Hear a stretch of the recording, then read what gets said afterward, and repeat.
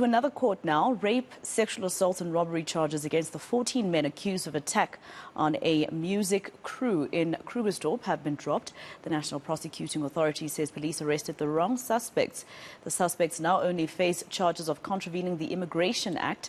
You may remember it's that horrifying story of 8 women who were gang raped during the attack. Our reporter Manqoba Mchunu joins us now from the Magistrates Court in Krugersdorp for more.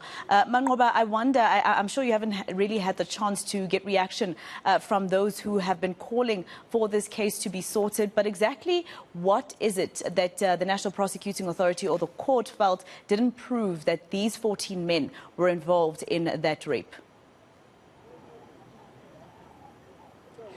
Well, Masiko, the National Prosecuting Authority is saying that they had consulted with investigators as far as this matter is concerned. And of course, coming out of those consultations and the investigations, they have now been able to ascertain that those 14 suspects are not linked in any way to that particular incident. But we do understand that they are, however, facing charges for contravening the Immigration Act. And this is because some of them, we understand, Masiko, are here in the country illegally. Of course, you recall, Masiko, that they were part of a group of 81 people that were arrested just days after that incident had occurred in July. And of course, we saw that number going down from 8 to 14. And in fact, the police had been quite certain that they have the right people behind bars. When speaking to the police minister, he had said that, they had been identified through an identity parade. There were also photos that were used to identify some of these suspects, also alluding to the fact that there was even video evidence that was linking some of these suspects to this particular incident. But of course, we understand that this is not the case, as has been confirmed in court today. In fact, the NPA saying that there is no evidence that seemingly links these suspects to these crimes that were committed there in July. And so those charges have now been withdrawn, Masiko. Of course, they were meant to appear on the 28th of November. That's a month from now. But we understand that the NPA had then requisitioned them to come before this court because of this development. And so as things stand, Masiko, they'll only be facing those charges for contravening the Immigration Act. But as far as the rape charges are concerned, it means we're back to square one. But take a listen to what Pindi Low, or Pindi Mchunu rather, of the NPA had to say about this particular issue. Yes, we can confirm as the NPA that the charges of rape, sexual assault and robbery with aggravating circumstances were withdrawn against all 13 men plus the minor that was charged in this case. Well, upon consultation with the complainants in the matter and with all the evidential material that has been gathered so far, it became apparent that we cannot proceed with prosecution.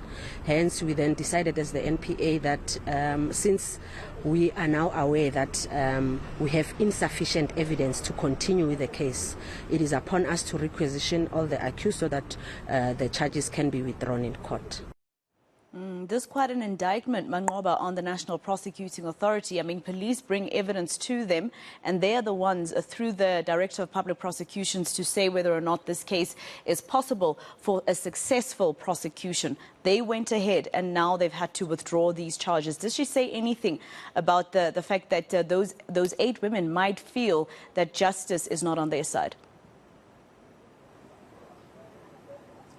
Well, Masiko, what we do understand is that, this followed consultation with some of the victims in this particular matter. In fact, I also spoke to police who are saying that, when they actually drafted these charges, when they had arrested those suspects, some of them were actually, identified by some of the victims in those identity parades. So they were saying, Masiko, that they actually relied on some of those victims to actually make those arrests and to pin down those suspects in this particular charges. But we do understand that there seemed to have been a change of heart or a U-turn of some sort as far as some of the victims are concerned. And that's according to police who we spoke to. They're saying that they had built this case solely on what those victims had given them at the time. And so when they had come to them to say that these may not be the suspects, they are really left with no choice but to withdraw these charges. Of course, it is an indictment on the NPA. They have been saying for all this time that they are quite certain that